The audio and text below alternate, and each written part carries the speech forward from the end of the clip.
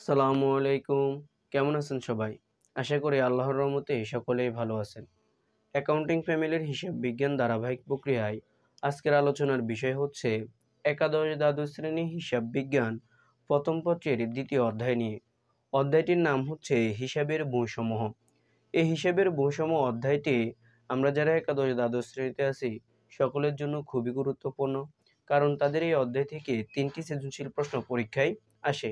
আর এই ৩টি সৃজনশীল প্রশ্ন কোথা থেকে আসে তা নিয়ে আমি পূর্বের ভিডিওগুলোতে আলোচনা করছি। আজকের ভিডিওতে আমি আপনাদের সামনে এই অধ্যায়ের একটি গুরুত্বপূর্ণ সৃজনশীল প্রশ্ন নিয়ে আলোচনা করব। এই সৃজনশীল প্রশ্নের ভিতরে তারা আমাদেরকে বলছে ৩ ঘর নগদান বই কিভাবে প্রস্তুত করতে হয় সেই বিষয়টি। তো আজকে আমি আপনাদের সামনে ঢাকা বোর্ড ২০২৪-এ আমাদের ১০ নম্বর যে সৃজনশীল প্রশ্নটি এসেছিল তার গ নম্বরে আমাদেরকে বলছে যে ৩ ঘর নগদান বই প্রস্তুত করো। তো সেই বিষয়টি যদি আপনারা খুব সহজে বুঝতে চান, অর্থাৎ ৩ ঘর নগদান বই কিভাবে প্রস্তুত করে বিষয়টি যদি বুঝতে চান, তাহলে অবশ্যই ভিডিওটি সম্পূর্ণ দেখেন। তাহলে আপনারা খুব সহজেই ৩ ঘর নগদান বই কি করতে পারবেন? প্রস্তুত করতে পারবেন। দেখেন, আমি এখন আপনাদের সামনে প্রশ্নটি পড়ব আর প্রশ্নটি অবশ্যই স্ক্রিনে দিয়ে দিব। সকলেই প্রশ্নটি মনোযোগ সহকারে একটু বুঝার জন্য চেষ্টা করবেন। দেখেন, আমাদেরকে ঢাকা বোর্ড ২০২৪-এর ১০ নাম্বার সৃজনশীলে বলছে, জনাব মারুফা ২০২৩ সালের ১ জানুয়ারি নগদ ৫০,০০০ টাকা এবং ৪০,০০০ টাকা ব্যাংক উদ্বৃত্ত নিয়ে ব্যবসা শুরু করেন। উক্ত মাসে তার অন্যান্য লেনদেনগুলো নিম্নরূপ দেওয়া আছে। দেখেন, জানুয়ারির ২০২৩ জানুয়ারির ২ তারিখে বলছে নগদে পণ্য ক্রয় ৪০,০০০ টাকা। ৫ তারিখে বলছে নগদে পণ্য বিক্রয় ১,২০,০০০ টাকা। এরপর ৮ তারিখে বলছে রাফিয়ার কাছ থেকে পণ্য ক্রয় ১,৫০,০০০ টাকা। ১২ তারিখ বলছে জনাব ফিজারের কাছে পাওনা ৩০,০০০ টাকা ১০% বাট্টায় পাওয়া গেল। এরপরে ১৫ তারিখ বলছে রাওহার নিকট পণ্য বিক্রয় ৩০,০০০ টাকা। ২০ তারিখে বলছে রাওহার নিকট পাওনা টাকা পণ্য নিষ্পত্তিতে ২৯,০০০ টাকা পাওয়া গেল। এরপরে ২৫ তারিখ বলছে ব্যাংক থেকে উত্তোলন ৩০,০০০ টাকা। ২৮ তারিখ বলছে ব্যাংকে জমা দেওয়া হলো ২০,০০০ টাকা। এর ঘ নাম্বার সৃজনশীলে আমাদেরকে বলছে লেনদেনগুলোর সাহায্যে একটি ৩ ঘর নগদান বই প্রস্তুত করো। তো এখন আমি আপনাদেরকে সেই বিষয়টি বুঝিয়ে দেব। দেখেন, ৩ ঘর নগদান বই যখন আমরা প্রস্তুত করতে যাব তখন তার ঘরটি অবশ্যই আমাদের জন্য গুরুত্বপূর্ণ। এই ঘরটি একটু ভালো করে বুঝতে হবে। আমি আপনাদের জন্য এখানে ঘরটি লিখে রাখছি। দেখেন, জনাব মারুফার ৩ ঘর নগদান বই, এটি আমরা এখানে লিখে নিব। অবশ্যই আমরা কোম্পানির নাম দিয়ে এটি লিখে নিব। এরপর অবশ্যই মনে রাখবো ৩ ঘর নগদান বই বা ২ ঘর নগদান বই যাই করি না কেন এর অবশ্যই ২ টি পক্ষ থাকবে। একটি হচ্ছে ডেবিট পক্ষ আর একটি হচ্ছে ক্রেডিট পক্ষ। ডেবিট দিকে আমাদের যে ঘরগুলো হবে সেটা হচ্ছে তারিখ, প্রাপ্তি, বাউচার নং, খতিয়ান পৃষ্ঠা, নগদ টাকা, ব্যাংক টাকা, প্রদত্ত বার্তা। ভালো করে জেনে মনে রাখেন যে ডেবিট দিকে যে বার্তা যাবে সেটি হচ্ছে আপনার জন্য প্রদত্ত বার্তা। এরপরে ক্রেডিট দিকে আপনাকে গড় করতে হবে তারিখ, প্রদান, বাউচার নং, খতিয়ান পৃষ্ঠা, নগদ টাকা, ব্যাংক টাকা, প্রাপ্ত বার্তা। এখানে ডেবিট দিকে আসে প্রদত্ত বার্তা আর ক্রেডিট দিকে যে বার্তা যায় তাকে আমরা বলে থাকি প্রাপ্ত বার্তা। প্রাপ্ত বার্তা আমাদের জন্য আয়, প্রদত্ত বার্তা আমাদের জন্য ব্যয়। এই জিনিসগুলো ভালো করে মনে রাখেন। আরেকটা জিনিস মনে রাখেন সেটা হচ্ছে ডেবিট দিকে অবশ্যই আপনারা তারিখের উপরে প্রাপ্তি কথাটা লিখে নেবেন। কারণ যত প্রকার প্রাপ্তির আগমন ঘটবে সকল প্রকার প্রাপ্তি আপনি ডেবিট দিকে নিয়ে আসবেন। আর যত প্রকার প্রদান ঘটবে সকল প্রকার প্রদান আমরা ক্রেডিট দিকে নিয়ে যাব। সেজন্য আমরা তারিখের পরে ক্রেডিট দিকে প্রদানের ঘরটি দিয়ে দিব। আশা করি আপনারা ঘরটি বুঝতে পারছেন। এখন আসেন ১ তারিখে আমাদেরকে কি বলছে? বলছে ২০২৩ সালের ১ জানুয়ারি নগদ ৫০,০০০ টাকা এবং ৪০,০০০ টাকা ব্যাংক উদ্বৃত্ত নিয়ে কারবার শুরু করেন। তাহলে একটি ব্যবসায়ী প্রতিষ্ঠানের ব্যবসার শুরুর দিন মালিক যত কিছু দেয় তাই হচ্ছে তাদের জন্য কি? মূলধন। তাহলে আমি নগদ ৫০,০০০ টাকা এবং ৪০,০০০ টাকা ব্যাংক উদ্বৃত্ত নিয়ে যেহেতু সে ব্যবসাটি শুরু করছে, তার মানে তার ব্যবসায়ী প্রতিষ্ঠানে একদিকে নগদ নামক সম্পদের পরিমাণ বৃদ্ধি পাবে, অন্যদিকে মূলধনের পরিমাণও কি পাবে? বৃদ্ধি পাবে। তখন আমরা জাবেদা দিব নগদান হিসাব ডেবিট, মূলধন হিসাব ক্রেডিট। তার মানে আমাদের এই অঙ্কে অর্থাৎ এই এন্টিটির ১ তারিখে এন্ট্রির মাধ্যমে আমার নগদ প্রাপ্তি ঘটছে। ব্যবসায়ী প্রতিষ্ঠানে নগদ টাকা আসছে। সেজন্য আমরা এটিকে অবশ্যই কোন দিকে নিয়ে যাব? ডেবিট দিকে নিয়ে যাব। অন্যদিকে যেহেতু এখানে ব্যাংক উদ্বৃত্ত নিয়ে শুরু করছে আর ব্যাংক উদ্বৃত্ত অবশ্যই আমাদের ডেবিট জের প্রকাশ করে। কারণ ব্যাংক আমার জন্য একটি সম্পদ। সেজন্য আমরা এই ব্যাংকের টাকাটাকে ডেবিট দিকে নিয়ে আসব। তো আমরা এখানে ২০২৩ সাল লিখে নিব। ২০২৩ সাল লেখার পরে লিখব এখানে জানুয়ারির ১ তারিখ। এটি লেখার পর আমরা এখানে লিখব মূলধন হিসাব। এখানে মূলধন হিসাব লেখার কারণ কি? মূলধন হিসাব লেখার কারণ হচ্ছে নগদান হিসাব ডেবিট, মূলধন হিসাব ক্রেডিট। আমরা যেহেতু নগদান বই করি তাহলে নগদের উল্টো দিকের কথা কি মূলধন হিসাব, সেজন্য আমরা এখানে লিখে নিব মূলধন হিসাব। উল্টো দিকের কথাটা সবসময় আমরা এখানে কি করব, লিখে নিব মূলধন হিসাব। তো দেখেন নগদ 50,000 টাকা এবং ব্যাংক জমা 40,000 টাকা নিয়ে সে কি করে ব্যবসাটি শুরু করে, সেজন্য আমরা নগদের ঘরে এবং ব্যাংকের ঘরে ডেবিট দিকে লিখে ফেলবো। এরপরে 2 তারিখে বলছে নগদে পণ্য ক্রয় 40,000 টাকা। আমি যদি নগদে পণ্য ক্রয় করি তাহলে অবশ্যই ক্রয় নামক ব্যয়ের পরিমাণ বৃদ্ধি পাবে, অন্যদিকে আমার থেকে নগদ নামক সম্পদের পরিমাণ কিভাবে হ্রাস পাবে। তখন জাবেদা হবে ক্রয় হিসাব ডেবিট, নগদান হিসাব ক্রেডিট। তাহলে জাবেদায় নগদ কোন দিকে আছে, ক্রেডিট দিকে আছে, তার মানে আমার থেকে টাকা চলে যায়। আর টাকা যদি চলে যায় তাহলে এটি আমরা প্রদানের দিকে অর্থাৎ ক্রেডিট দিকে নিয়ে যাব।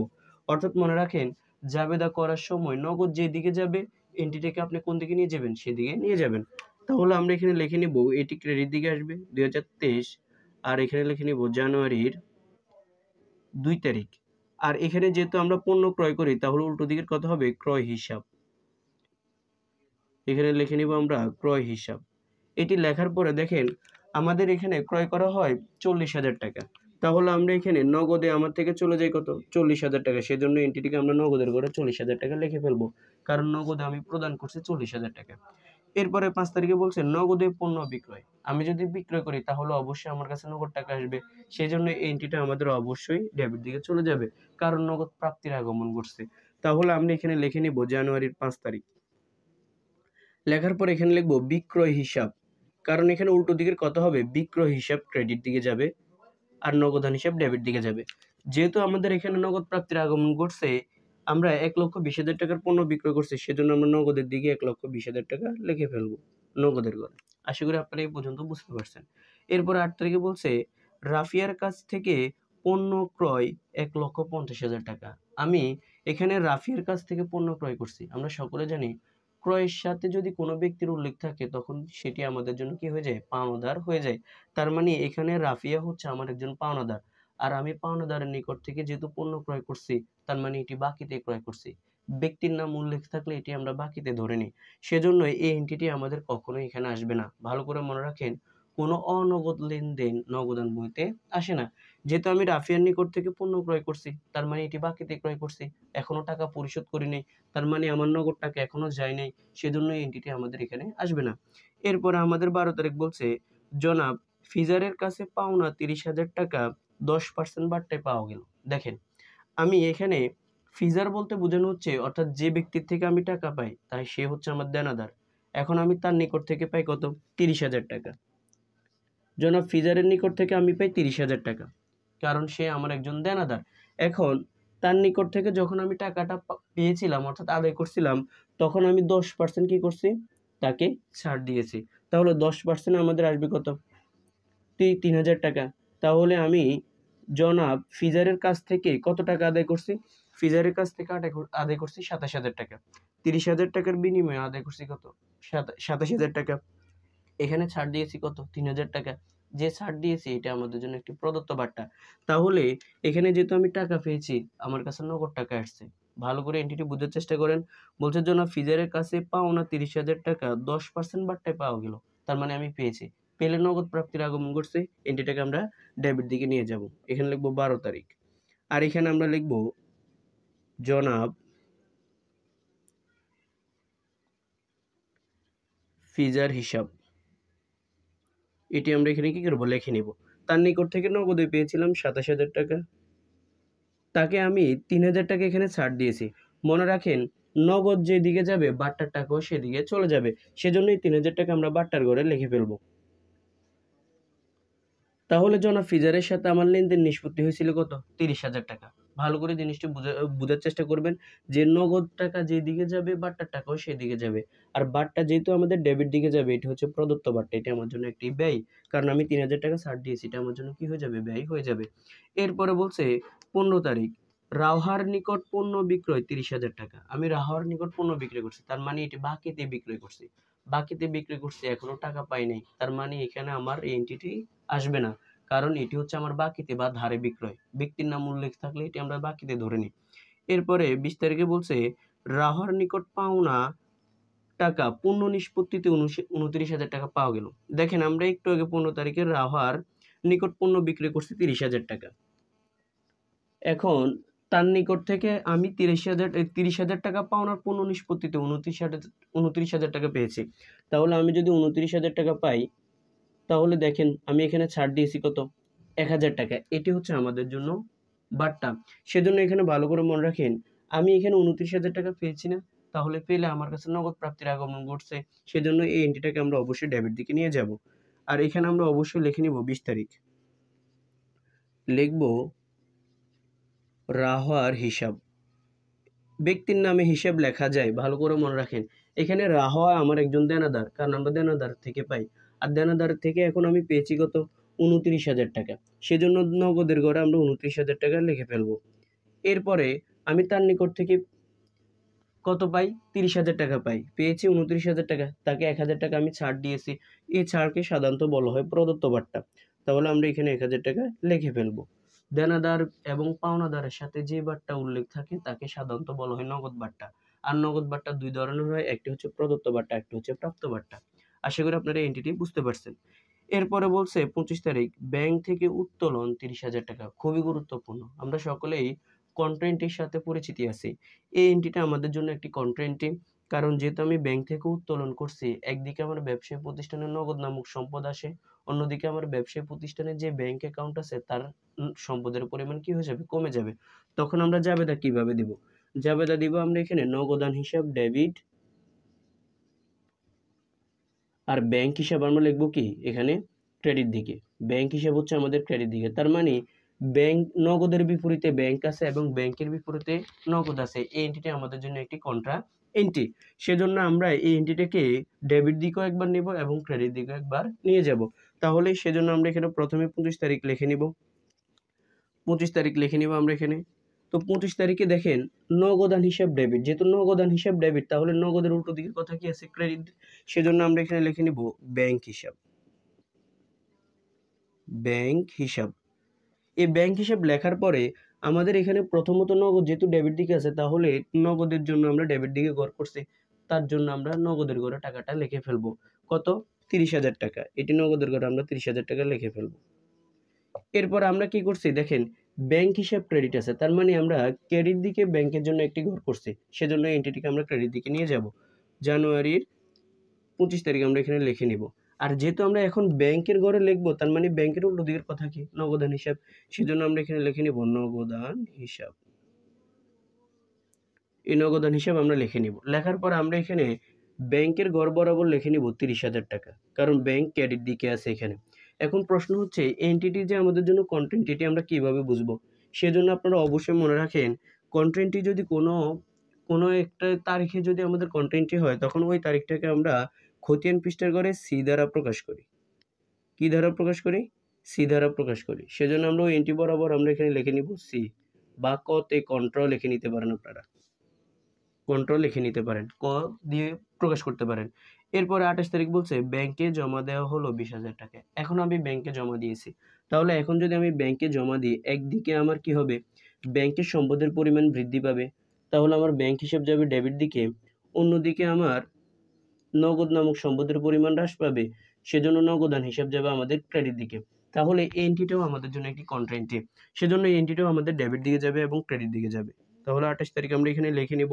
আর এখানে আমরা দেখেন ব্যাংক কোন দিকে আছে? ডেবিট দিকে আছে। সেজন্য আমরা ডেবিট দিকে যেহেতু ব্যাংকের জন্য একটি কলাম করছি, এই এন্ট্রিটাকে আমরা এখানে ডেবিট দিকে লিখে ফেলবো।